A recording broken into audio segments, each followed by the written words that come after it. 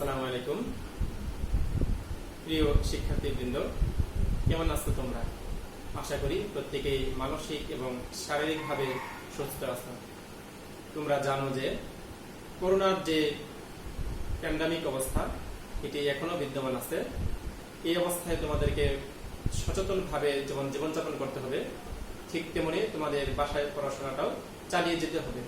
তোমরা জানো যে আমাদের মোহাম্মদপুর কেন্দ্রীয় বিশ্ববিদ্যালয় কলেজে বিভিন্ন ডিপার্টমেন্টের শিক্ষকগণ অনলাইন ক্লাস নিচ্ছেন। তারই ধারাবাহিকতায় আমি তোমাদের আজকে অনলাইন ক্লাস নিচ্ছি। আমি জুবাইদুল ইসলাম, লেকচারার উদ্ভিদ বিজ্ঞান বিভাগ, মোহাম্মদপুর কেন্দ্রীয় কলেজ। আজকে আমার অনলাইন ক্লাসের রুটিন আছে প্লান্ট বায়োকেমিস্ট্রি। তোমরা জানো যে ইতিমধ্যে আমি 2টি অধ্যায় তোমাদের শেষ করেছি। আমাদের দ্বিতীয় অধ্যায়ের আলোচনা ছিল অ্যামাইনো অ্যাসিড। প্রথমে প্রশ্ন দিয়েছিলাম, এরপরে আমি তোমাদের অধ্যায়টা টপিকসগুলো ব্যাখ্যা বিশ্লেষণ করে আলোচনা করেছি। তারই ধারাবাহিকতায় আজকে আমি শুরু করছি তৃতীয় অধ্যায় প্রোটিন। এখানে আমি এই প্রোটিন থেকে প্রশ্ন খুব কম আসে, অল্প কয়েকটা প্রশ্নই জাতীয় বিশ্ববিদ্যালয়ের বিভিন্ন বোর্ড পরীক্ষায় আসছে।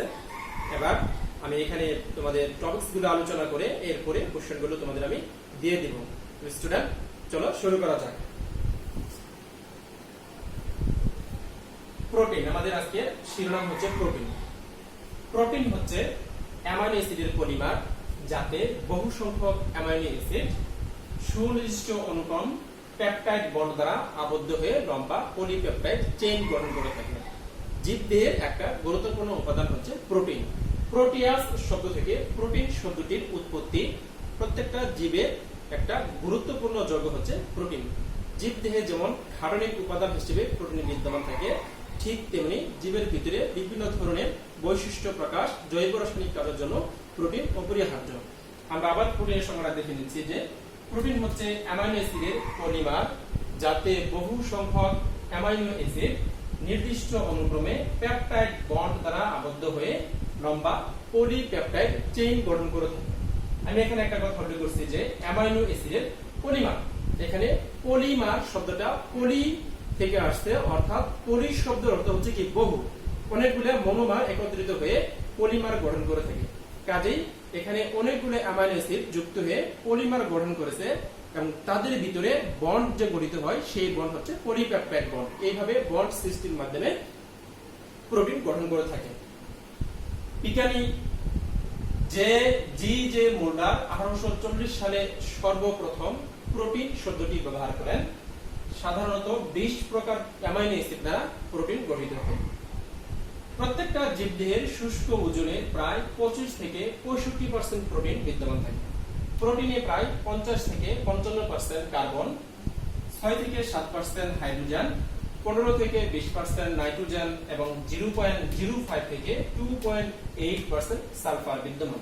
কাজেই আমরা এই প্রপার্টিজ থেকে দেখতে পাচ্ছি যে প্রোটিনে শুধু অ্যামাইনো অ্যাসিড নয়, এর পাশাপাশি এখানে আরো কিছু উপাদান বিদ্যমান, যেমন আমরা সালফার দেখতে পেলাম। এখানে জীবদেহে জীবের অঙ্গভেদে প্রোটিনের প্রকার ও গঠনের পার্থক্য হয়। যেমন আমরা যদি একটু ছোট্ট উদাহরণের কথা বলি, আমরা বলি যে প্রত্যেকটা জীবদেহের যে চারিত্রিক বৈশিষ্ট্য প্রকাশিত হয়, এই চারিত্রিক বৈশিষ্ট্য যেমন জীব থেকে জীব ভেদে কি হয়, ভিন্ন হয়ে থাকে। এর কারণ হচ্ছে জীবের ভিতরে যে জিন থাকে, সেই জিনগুলা ভিন্ন ধরনের প্রোটিন উৎপন্ন করার মাধ্যমে বৈশিষ্ট্যগুলো প্রকাশ করে থাকে। এই কারণে প্রত্যেকটা জীব থেকে জীবে চারিত্রিক বৈশিষ্ট্য ভিন্ন হয়, কারণ ভিন্ন ভিন্ন প্রোটিন যেহেতু উৎপাদন করে থাকে।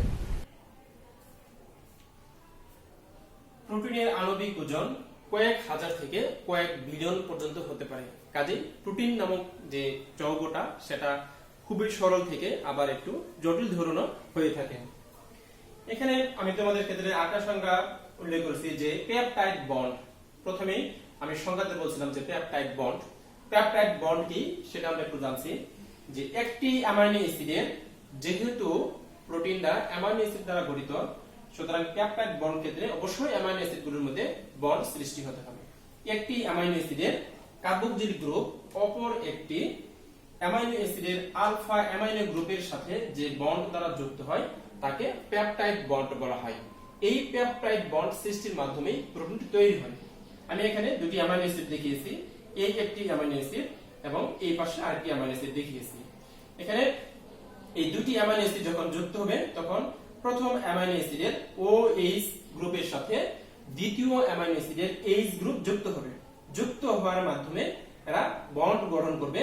অপরদিকে এই OH এবং H যুক্ত হয়ে পানি অণু সৃষ্টি করে সেটা বেরিয়ে যাবে। কাজে এই পাশে যদি এখন আমরা দেখাবো যে OH এবং H যখন পানি হিসেবে বেরিয়ে গেল তখন এই কার্বন এবং এই নাইট্রোজেন অর্থাৎ আলফা কার্বন এবং নাইট্রোজেনের মাধ্যমে বন্ড গঠিত হওয়ার মাধ্যমে একটা ডাইপেপটাইড যৌগ তৈরি হলো। এখানে যে বন্ডটা গঠিত হয়েছে সেটাই হচ্ছে মূলত পলিপেপটাইড বন্ড হওয়ার মাধ্যমে ডাইপেপটাইড গঠন করছে। যদি অনেকগুলা 3টি অ্যামাইনো অ্যাসিড যুক্ত হতো সেটাকে আমরা বলতাম হচ্ছে ট্রাইপেপটাইড। এইভাবে অনেকগুলো অ্যামাইনো অ্যাসিড পলিপেপটাইড বন্ড দ্বারা যুক্ত হওয়ার মাধ্যমে কি করে প্রোটিন উৎপন্ন করে থাকে। প্রিয় শিক্ষার্থীবৃন্দ, এই প্রোটিনের উৎস আমি পূর্বে একটু বলেছি, আবার বলছি, 3 ভাবেই জীবদের ভিতরে বিদ্যমান থাকে। যে গাঠনিক উপাদান হিসেবে বিদ্যমান থাকে, সঞ্চিত পদার্থ হিসেবে বিদ্যমান থাকে এবং এনজাইম হিসেবে বিদ্যমান থাকে। প্রত্যেকটা জীবদেহের প্রোটোপ্লাজমের শুষ্ক ওজনের প্রায় 65 থেকে 75% হচ্ছে প্রোটিন।